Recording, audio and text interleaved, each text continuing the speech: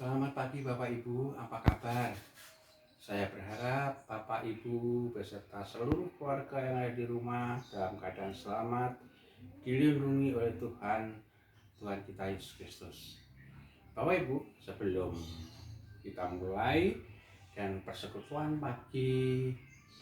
Sabtu pagi ini, kita akan berdoa terlebih dahulu.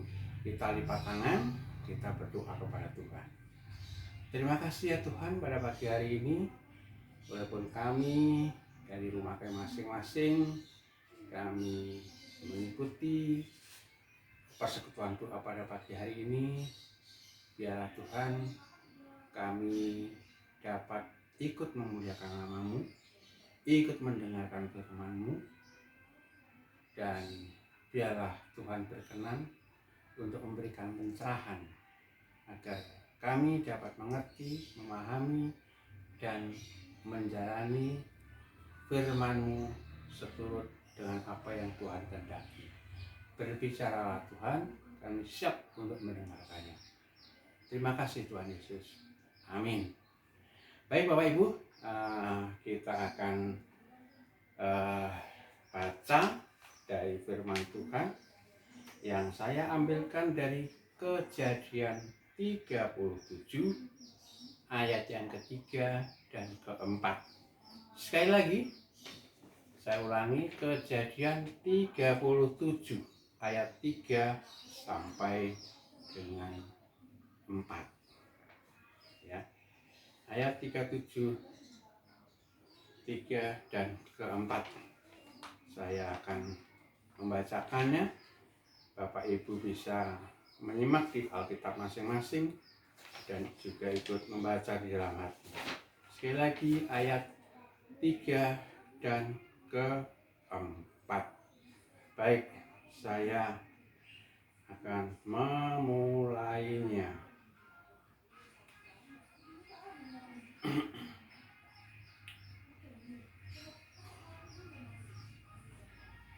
Maaf sebentar.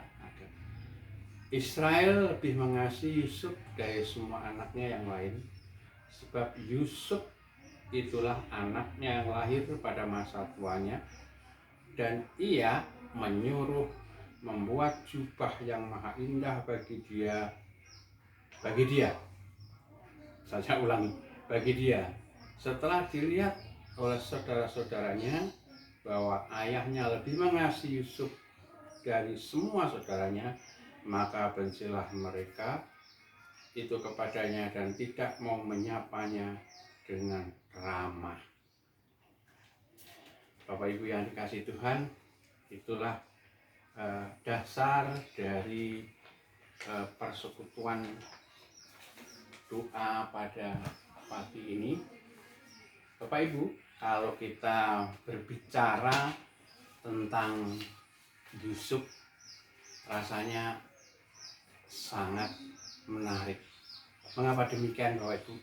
Karena kalau kita melihat ceritanya, mendengarkan ceritanya tentang Yusuf, mulai dari lahirnya, masa kecilnya, Yusuf adalah anak yang paling dikasihi oleh Yakub, oleh Israel, bandingkan dengan anak-anak yang lainnya. Jadi rupa-rupanya Yusuf pada waktu itu mendapatkan hati Yakub ayahnya. Karena kenapa? Karena Yusuf itu lahir ketika Yakub sudah tua usianya. Artinya Yusuf ini adalah anak yang dilahirkan ketika Yakub sudah berumur, artinya sudah mulai tua. Oleh karena itu sepertinya wajar ketika Yusuf itu mendapat perhatian yang khusus, walaupun sebenarnya masih ada lagi adiknya yang namanya Benyamin. Bapak Ibu, itu masa kecilnya. Sedangkan masa remaja menjelang pemudanya, ya, Yusuf mempunyai cerita yang eh, lain daripada masa mudanya. Artinya pada waktu pemudanya Yusuf mulai memiliki cerita yang bertolak belakang seperti ketika waktu masa kecilnya, yakni ya, pada waktu pemudanya ya, Yusuf mengalami suatu peristiwa yang tidak menyenangkan, yakni apa? Yakni dijual oleh saudara-saudaranya ya. Ketika Yusuf disuruh oleh ayahnya untuk menyusul saudara-saudaranya yang sedang menggembalakan dombanya, kalau nggak salah sebut yaitu di Dothan ya, Yusuf ditangkap oleh saudara-saudaranya lalu dijual kepada pedagang dari Midian ya. Walaupun pada mulanya ya, rencana semula bahwa Yusuf itu akan dibunuh dengan cara dibunuh dan diambil jubahnya, akan dibawa ditunjukkan kepada orang tuanya sebagai tanda bahwa Yusuf itu dimakan oleh binatang buas. Tetapi akhirnya apa?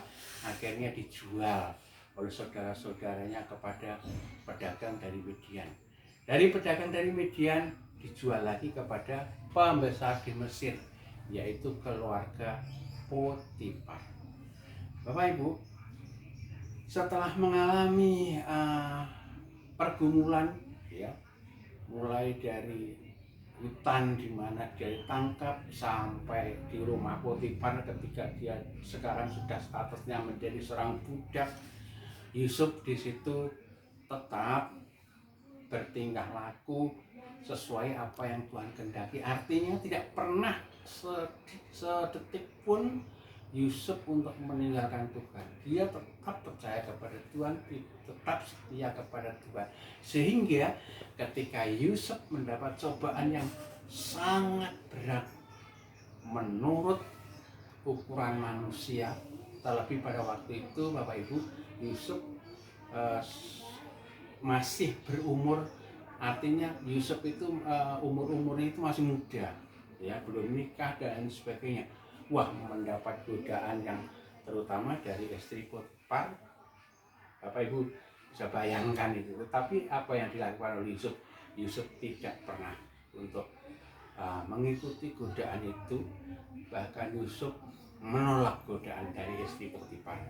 Tapi konyol bagi Yusuf, walaupun dia berlaku baik, berlaku jujur, tapi lagi-lagi dia pada waktu itu memperoleh suatu perlakuan yang sangat tidak menyenangkan, yakni difitnah oleh istri Potifar. Sehingga secara garis besarnya Yusuf masuk penjara ya. Walaupun kita tahu masuk penjara itu bukan karena kesalahan Yusuf. Yusuf di penjara itu justru karena kebenarannya dia di penjara. Masuklah penjara. Di dalam penjara tetap Yusuf tidak melakukan hal-hal yang bertentangan dengan Tuhan. Yusuf tetap setia. Oleh karenanya, dimanapun Yusuf berada, Tuhan selalu menyertainya. Akhirnya, Bapak Ibu, setelah beberapa lama di penjara, ya, Yusuf bisa dapat mengartikan impian raja. Karena dapat mengartikan impian raja, sehingga Yusuf diberkati, Yusuf dikeluarkan, Yusuf diberi imbalannya tidak tanggung-tanggung Bapak Ibu.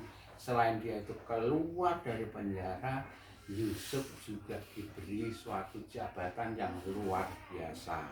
Apa jabatannya? Kalau di Indonesia zaman sekarang itu bisa saja ketua bulog, kepala bulog, atau menteri keuangan yang tugasnya adalah mengatur tentang keuangan negara atau mengatur tentang logistik bagi orang-orang Mesir pada waktu itu. Karena apa? Karena selama 7 tahun dia menderita gagal panen, itu suatu dampaknya luar biasa Bapak Ibu. Tetapi dengan pertolongan Yusuf, dengan jasa Yusuf akhirnya apa? Mesir terhindar dari bahaya kelaparan. Itu karena jasa Yusuf yang selalu diberkati oleh Tuhan, yang selalu disertai oleh Tuhan. Apapun pekerjaan manusia untuk menjatuhkan Yusuf, apapun usaha manusia untuk menjatuhkan Yusuf, tapi Yusuf tetap tegar karena pertolongan Tuhan. Itu cerita singkatnya, mulai dari masa kecil, pemuda, bahkan menjelang umur-umur tua, tetapi ketika di penjara pun Yusuf masih masih lajang, artinya belum menikah. Nah, Bapak Ibu, saya tidak akan melanjutkan ceritanya bagaimana, tetapi yang pasti Bapak Ibu sudah hafal, udah mengerti tentang cerita Yusuf selanjutnya, yang akhirnya Yusuf itu menyelamatkan tidak hanya orang Mesir, tetapi semua keluarganya yang ada di Kanaan pada waktu itu bisa selamat berkat Yusuf. Berkat Yusuf karena diberkati oleh Tuhan. Baik yang dikasih Tuhan, dari pelajaran Yusuf ini, dari cerita Yusuf ini, kita bisa mengambil pelajarannya. Kita bisa mengambil ajaran yang ada di dalam cerita Yusuf. Pertama adalah tentang sikap orang tua. Bapak Ibu, kita itu sebagai orang tua, ya, kita mempunyai anak, memiliki anak.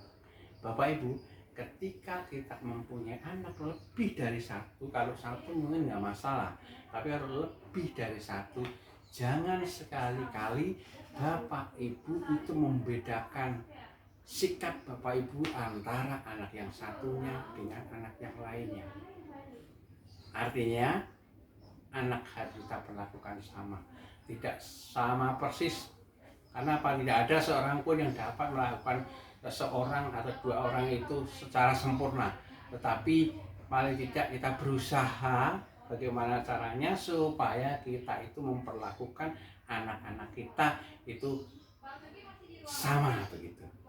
Kenapa Bapak Ibu? Karena dengan perlakuan yang dibeda-bedakan itu menimbulkan suatu kecemburuan. Nah, kecemburuan itu berakibat menimbulkan suatu kebencian.